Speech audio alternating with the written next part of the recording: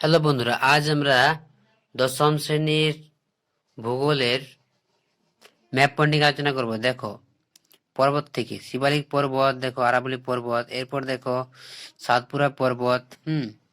এই পর্বতগুলো কিন্তু ভালোভাবে প্র্যাকটিস করবে। এখানে যেমন দেওয়া আছে, দেখো পশ্চিম ঘাট পর্বতমালা, পূর্বঘাট পর্বতমালা, এখানে আছে নীলগিরি পর্বত। এরপর আমরা আলোচনা করব কিছুগুলো নদী।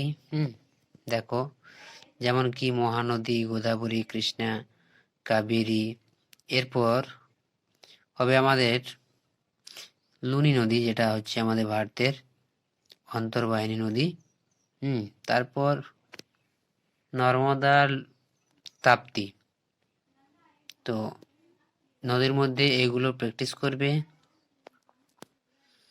এছাড়াও বাকি যেসব আছে দেখো, এটা দিয়ে যেমন গেছে গঙ্গা নদী আর ব্রহ্মপুত্র নদী। তো গঙ্গা নদী অত পড়ে না, কিন্তু যদি পড়ে যায় তাহলে দেখবে গঙ্গা নদী এইটা দিয়ে প্রবাহিত হয়েছে।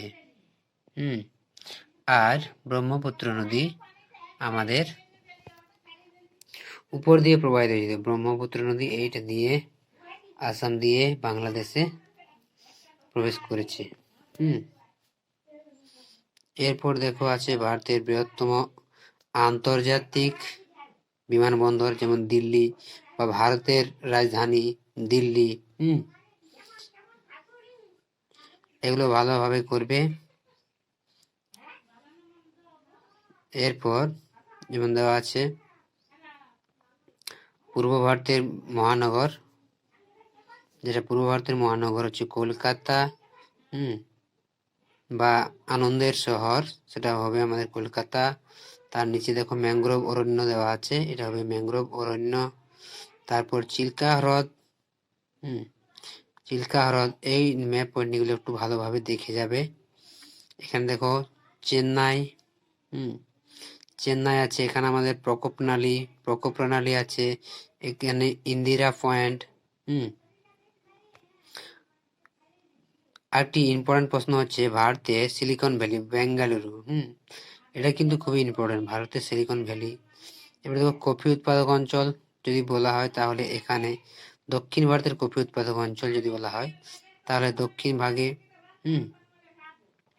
তারপরে এখানে ভারতের প্রবেশ দ্বার যাকে বলা হয়, ভারতের মুম্বাই ভারতের বৃহত্তম শহর। এটা হবে আমাদের ভারতের প্রবেশ দ্বার মুম্বাই। এছাড়া আছে এখানে তোমাদের অনেকগুলো শহর পড়বে, তার মধ্যে এগুলো ইম্পর্টেন্ট। এছাড়া এখানে আছে তোমাদের ভারতের বৃহত্তম পেট্রোরসায়ন শিল্প, যেটা বলে জামনগর। আর ভারতের শুল্ক মুক্ত বন্দর যেটা হয়, সেটা হচ্ছে এখানে। এবং মরু দক্ষিণ দেখো মরু এলাকা বা মরু মৃত্তিকা, এই জায়গাতে দাগ দেবে। যদি পড়ে মরু মৃত্তিকা বা ভারতের মরুভূমি।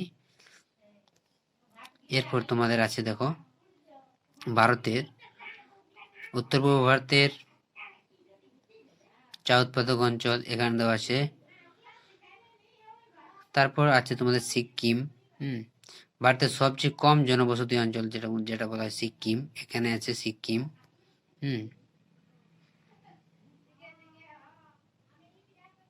দেখো, এরপর আছে তোমাদের গম উৎপাদক অঞ্চল, ধান উৎপাদক অঞ্চল, এটা হচ্ছে তোমাদের ধান উৎপাদক অঞ্চল। আর এটা হচ্ছে তোমাদের গম উৎপাদক অঞ্চল, এটা হচ্ছে গম উৎপাদক অঞ্চল।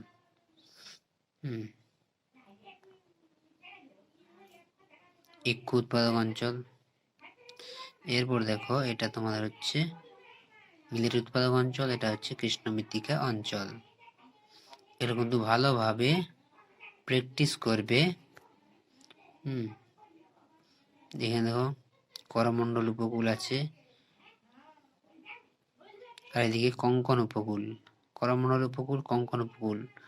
তারপর আছে পশ্চিমঘাট পর্বতমালা, আর পূর্বঘাট পর্বতমালা, এগুলো কিন্তু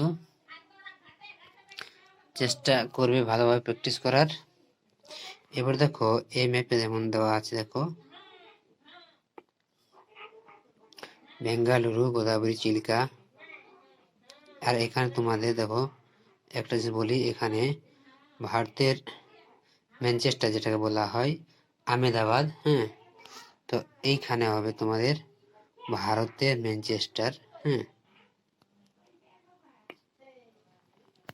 ভারতের ম্যানচেস্টার বলা হয় কাকে, তো এটা হবে আহমেদাবাদ, এইখানে অবস্থিত ভারতের ম্যানচেস্টার, এইখানে অবস্থিত। হুম,